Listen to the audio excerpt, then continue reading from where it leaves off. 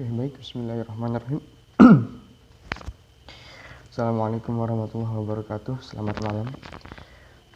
Pertama-tama marilah kita ucapkan syukur kehadirat Tuhan Yang Maha Esa, karena berkat nikmatnya lah kita masih dapat dalam keadaan saat seperti ini dengan mengucapkan alhamdulillahirabbil alamin. Kedua kalinya, salawat beserta salam kita haturkan kepada junjungan kita Nabi Muhammad SAW yang telah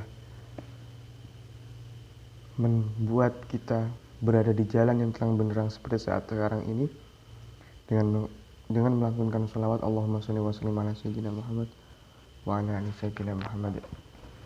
Perkenalkan,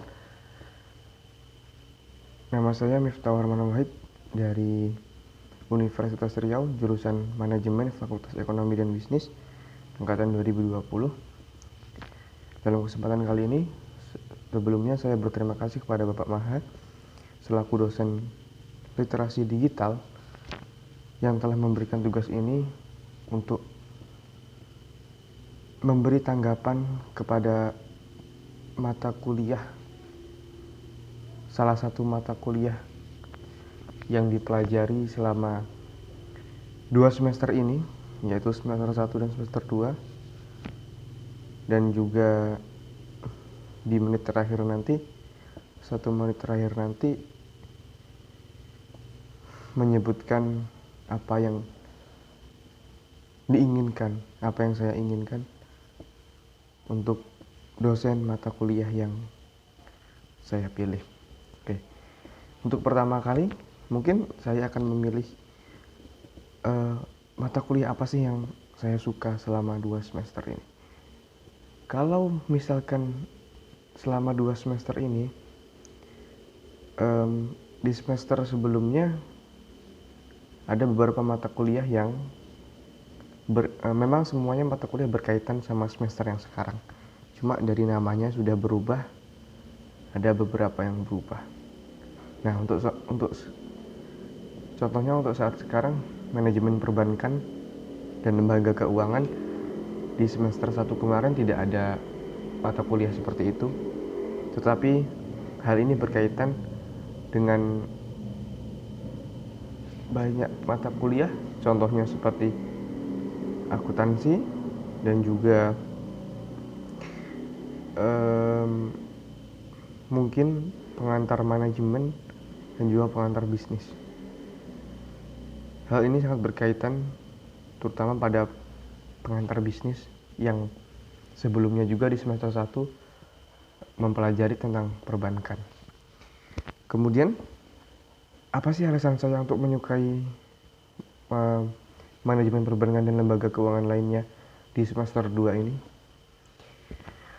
Oke, mulai dari isinya. Jika kita lihat isinya, di manajemen perbankan dan lembaga keuangan itu memang membahas tentang bank-bank, keuangan, bank syariah, ataupun bank konvensional.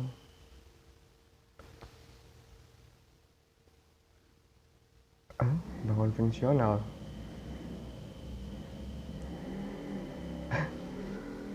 Salah nggak ya? Maksud saya bank-bank yang contohnya seperti Bank BRI, Mandiri, ataupun Bank BTN, dan juga Bank Syariah, BRI Syariah, Mandiri Syariah. Dan masih banyak lagi pembahasan yang dibahas dalam manajemen perbankan ini. Mulai dari materi yang diberikan di manajemen perbankan ini, saya cukup tertarik dengan apa yang dipelajari mengenai bank, keuangan. Terus tidak hanya mempelajari bagaimana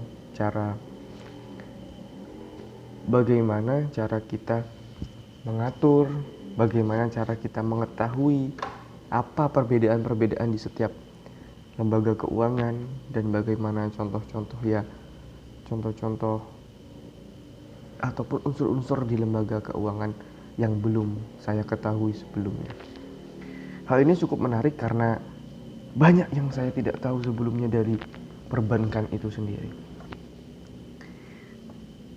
mulai dari bagaimana istilah-istilah yang sering disebutkan, terus bagaimana cara kita mendapatkan contohnya seperti asuransi ataupun hal lainnya yang sebelumnya sama sekali saya tidak ketahui. Nah, hal ini memaksa saya untuk lebih menggali lagi hal-hal yang belum saya ketahui secara otodidak pastinya. Contohnya seperti jika ada tugas dalam beberapa pertemuan ini, kami diberi tugas di Google Classroom. Kami diberi tugas, kemudian hal ini memaksa saya yang awalnya memang tidak tahu sama sekali, saya harus membaca, memahami dari beberapa literasi yang harus saya pastikan dulu kevalitannya. Apakah memang ini benar? Saya ambil dari beberapa literasi, beberapa sumber. Jika memang pernyataan itu benar ataupun mirip, berarti memang itu memang benar. Dan saya pun merasa bahwa hal ini kayak memang awalnya tidak mudah untuk mempelajari ini, terutama jika materinya cukup panjang ataupun cukup banyak gitu, sehingga kita bosan dalam membacanya. Awalnya pun saya seperti itu. Tapi jika kita mempunyai rasa ingin tahu, niat yang tinggi, niat yang besar gitu, rasa malas pun akan tertimbun sendirinya dengan rasa semangat. Contohnya seperti saat kita bermain game mungkin. Memang awalnya ketika kita bermain game, misalkan game baru yang kita baru saja unduh, misalkan kita anggap saja game MOBA, kita unduh dari Play Store atau App Store, kita mainkan.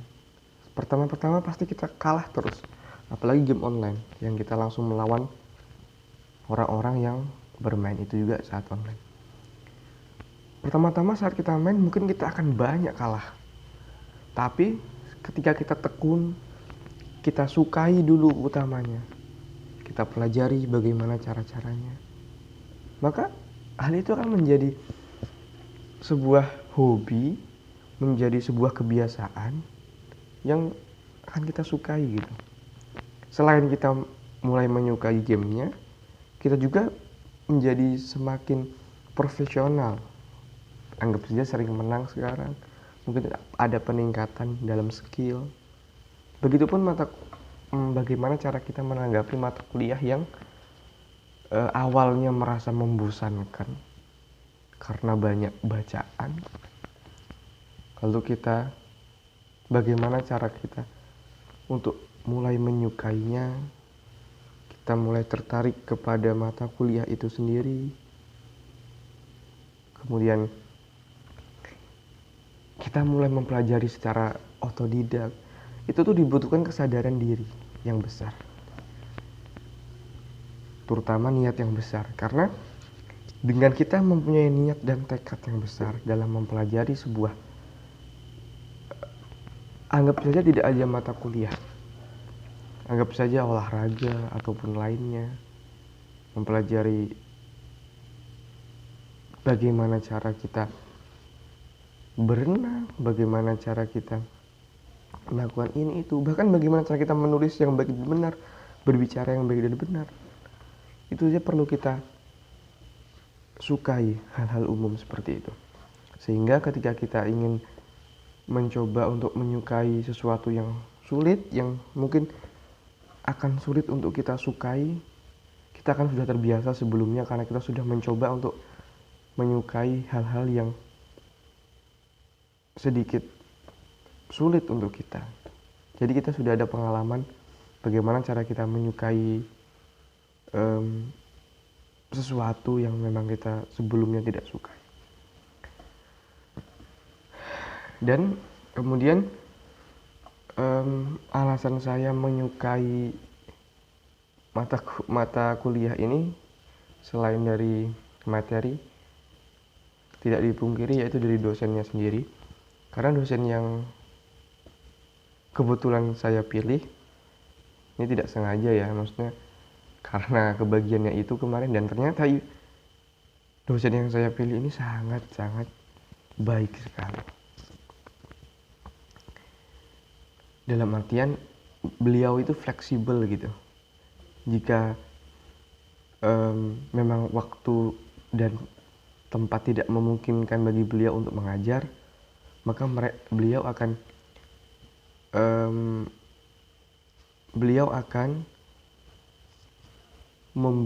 memberi materi atau tugas di Google Classroom dan kami sudah mengerjakan, dan memberi deadline dari beberapa tugas yang telah kami dapatkan. Deadline yang beliau tetapkan itu sangat jauh gitu, tidak seperti dosen lainnya. Maaf, maksud saya bukan menyepelekan dosen, maksud saya inilah kelebihan dari dosen yang saya pilih ini. Beliau memberikan deadline yang jauh dari hari di mana beliau mengirim tugas. Itu mulai dari tugas. Dan kemudian bagaimana cara beliau mengajar, menggunakan bahasa yang mudah untuk dipahami kita. Bagaimana beliau mentoleransi kami jika kami, contohnya, Bu, contohnya ketika kita di rumah, di wilayah kita terjadi hujan, petir, terus kita minta izin. Anggap saja, Bu, di rumah saya lagi hujan petir, Bu, boleh izin off kamera, Bu, atau boleh izin off, tidak mengikuti dulu, Bu, nanti setelah hujan reda akan kami ikuti kembali. Oh iya, silahkan. Wah, luar biasa, rasa toleransinya sangat tinggi. Dan hal inilah yang menjadi faktor lain saya menyukai mata kuliah ini. Ini udah berapa menit nih? Oh, udah 12 menit aja. Kemudian pesan untuk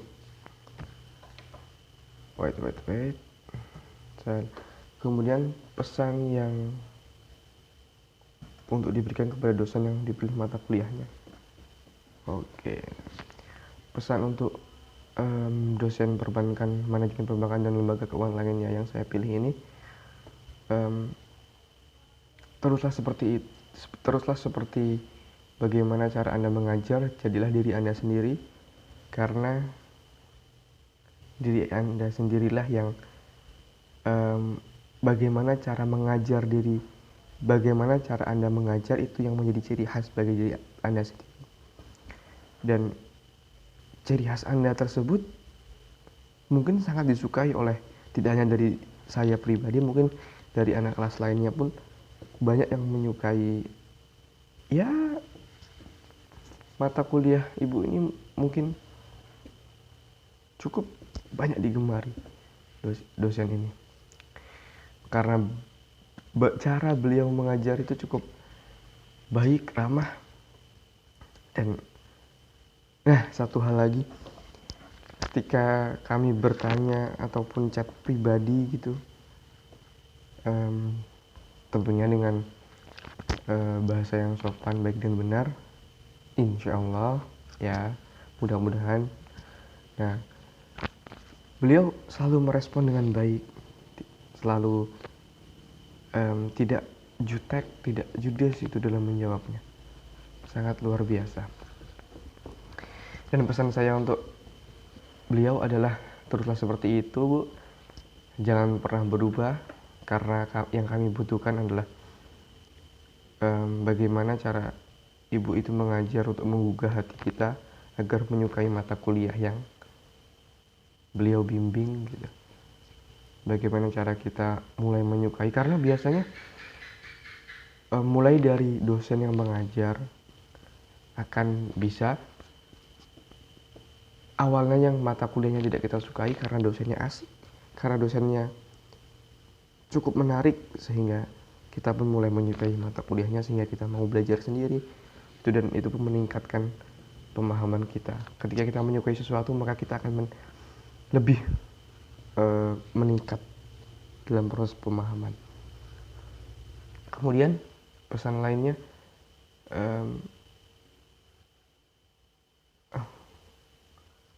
mudah-mudahan di semester selanjutnya saya dapat bertemu beliau kembali. Mungkin ya tidak di mata kuliah yang sama, tapi mata kuliah yang berbeda. Mungkin dalam beliau boleh mengubah cara belajarnya karena mungkin tidak disamakan semester 2 ataupun semester selanjutnya.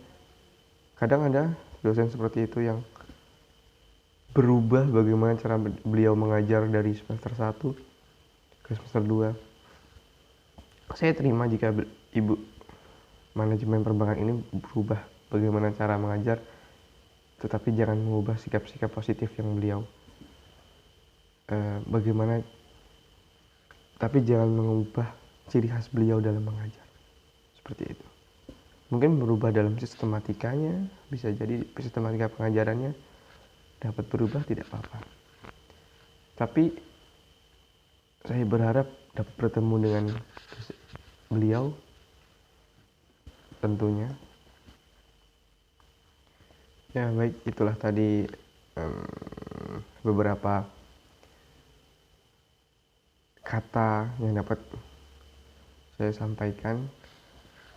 Tentunya mempunyai banyak kesalahan dan kekhilafan dalam proses penyampaian ini. Saya minta maaf sebesar-besarnya apabila saya salah mengucapkan baik nama ataupun hal lainnya yang menyinggung perasaan. Saya mohon maaf. Saya akhiri, wassalamualaikum warahmatullahi wabarakatuh dan selamat malam.